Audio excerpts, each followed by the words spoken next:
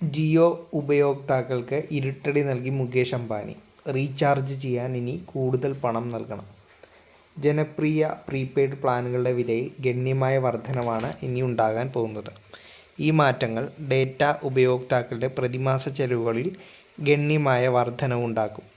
ഇന്ത്യയിൽ ഏറ്റവും വലിയ ടെലികോം ഓപ്പറേറ്ററായ റിലയൻസ് ജിയോ അതിൻ്റെ പ്രീപെയ്ഡ്, പോസ്റ്റ് പെയ്ഡ് പ്ലാനുകളുടെ താരിഫ് വർദ്ധിപ്പിക്കുകയാണ്. രാജ്യത്തുള്ള ജിയോയുടെ ലക്ഷക്കണക്കിന് ഉപയോക്താക്കളെ ഇത് ബാധിക്കും. പുതുക്കിയ നിരക്കുകൾ പ്രകാരം 600 രൂപ വരെ ഉയർന്നേക്കാമെന്നാണ് സൂചന.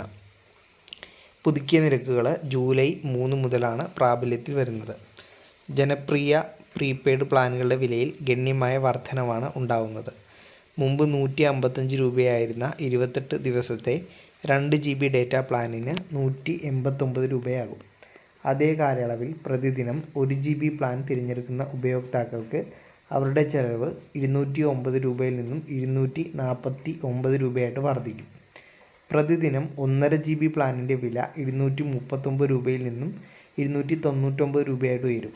2 GB പ്രതിദിന പ്ലാൻ ഇപ്പോൾ 299 രൂപയിൽ നിന്നും 349 രൂപയായിട്ട് മാറും.